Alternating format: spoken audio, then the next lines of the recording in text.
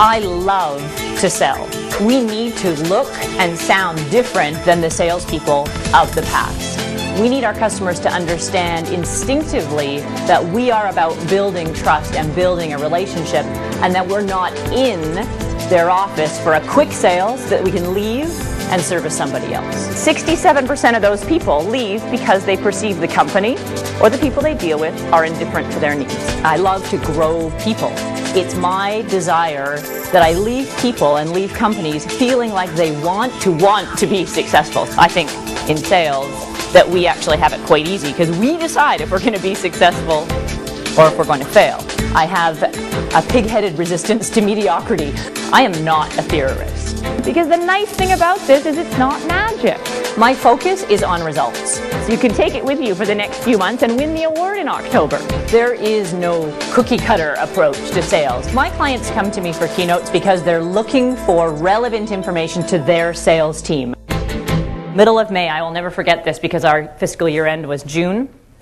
And so I was in the middle of May trying to get this deal closed, and I had about $400,000 worth of license revenue tied up because we were negotiating terms of contract. Price was already dealt with. These were terms.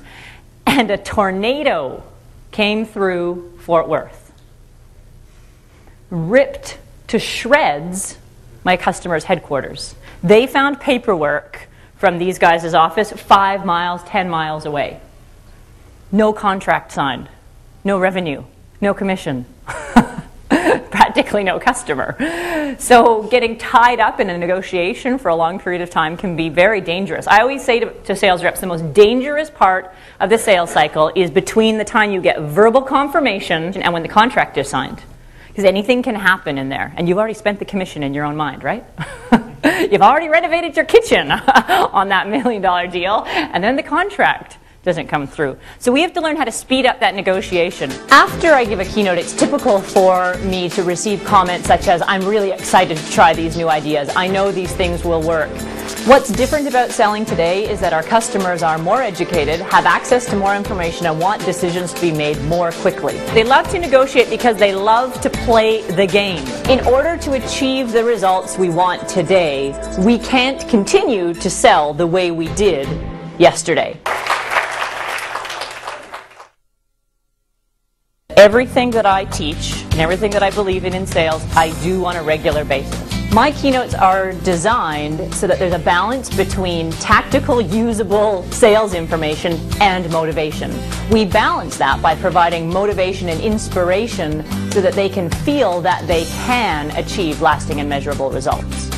So when we put together material for you, what we do is we look at that top 20% and we say, hey, what are they doing? That's so great. So when I build a keynote for a customer, we take the information that we have and that I've researched and customize it to focus in a specific area. The people that you're calling are not expecting your call, by and large.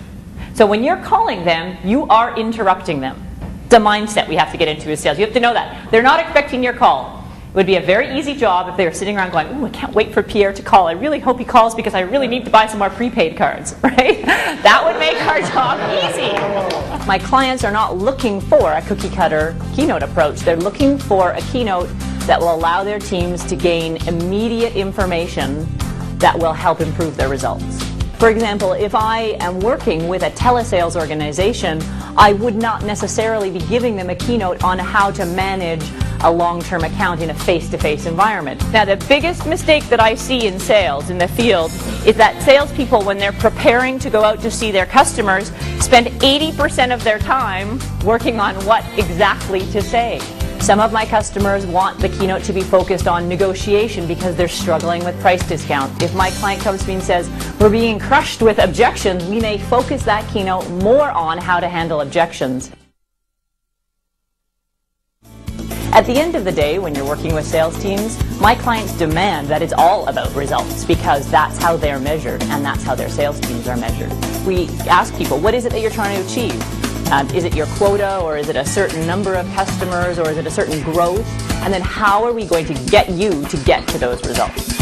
My role inside a company is to help a sales team to want to be successful, and we call that creating environments of success. What we need to be doing is looking at that top group of people and saying, what are they doing?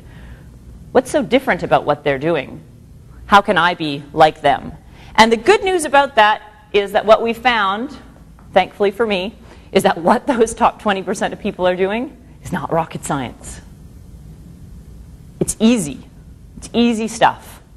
Everybody can do it. I have never met a salesperson who is incapable of performing at that top 20% of performance. Really, it comes down to your willingness and your desire to want to be in that top 20%. When I leave an organization, it's my job to have provided them tools and processes so that they can be successful, and more importantly, that they want to be successful. What we've discovered is we can improve the results of a team and improve the retention of the information that we're teaching from 20% to 80% simply by providing reinforcement tools. What my clients are interested in is ongoing, measurable, and lasting success. After I give a keynote, it's typical for me to receive comments such as, "I'm really excited to try these new ideas. I know these things will work." It's great to hear examples and stories of people using your ideas in the field and having great results. And I love that because it inspires me to help people achieve those results. What's more important to me and what I love to hear more are the clients that call me back after they've tried those tips or techniques or behaviors and say, "Colleen, I tried what you said and it worked." We have examples of customers who've called us and said, "You know, Colleen, I tried your voicemail technique and I'm now getting 80% more return calls than I did last month."